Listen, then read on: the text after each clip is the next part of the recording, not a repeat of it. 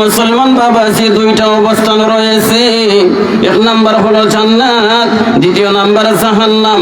জান্নাতের মধ্যে শুধু আনন্দ আর আনন্দ, জাহান্নামের মধ্যে শুধু কান্না আর কান্না।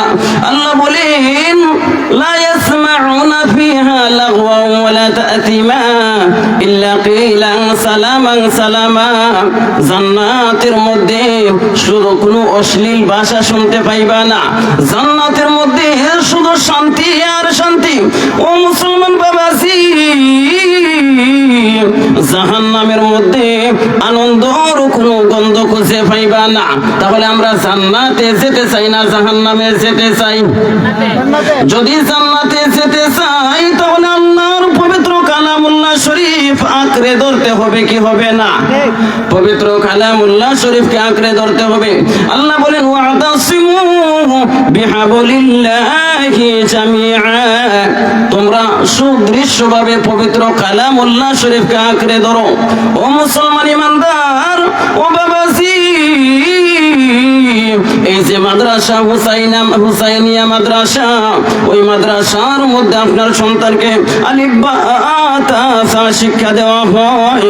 ওই মাদ্রাসার মধ্যে হাট্টিম মাটিম শিক্ষা দেওয়া হয় না? জোরে বলেন ঠিক কিনা? ওই মাদ্রাসার মধ্যে আলিফ বা তা সা শিক্ষা দেওয়া হয়।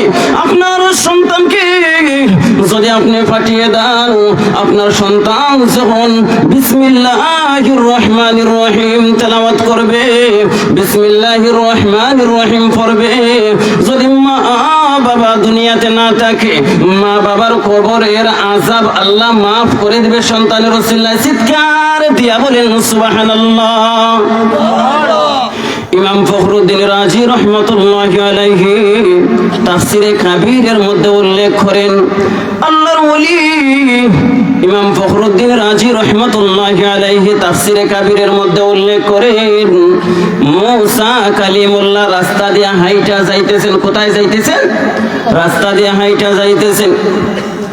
হে মুসলমান বাবাজি, আল্লাহর পয়গম্বর যখন রাস্তা দিয়ে হাইটা যায়, উনি লক্ষ্য করে দেখলেন একটা কবরে এর মধ্যে শুধু আযাব আর আযাব হইতেছে। মুসা কালিমুল্লাহ যখন কবরের আযাব দেখতে পাইলেন, উনি কবরের পাশে কবরের আযাব দেখতে পাইলেন, উনি মুরাকাবায় চলে যান। একবার মুরাকাবায় গেলেন, দ্বিতীয়বার মুরাকাবায় গেলেন, তৃতীয়বার মুরাকাবায় গেলেন। মুরাকাবায় যাওয়ার পর লক্ষ্য করে দেখলেন কবরের মধ্যে শুধু আযাব হয়। মুসা কালিমুল্লাহ উনি গন্তব্যস্থানে চলে গেলেন। গন্তব্যস্থান থেকে যখন ফিরে আসলেন, আসিয়া উনি লক্ষ্য করে দেখলেন কবরের আযাব বন্ধ হয়ে গেছে। চিৎকার দিয়া বলেন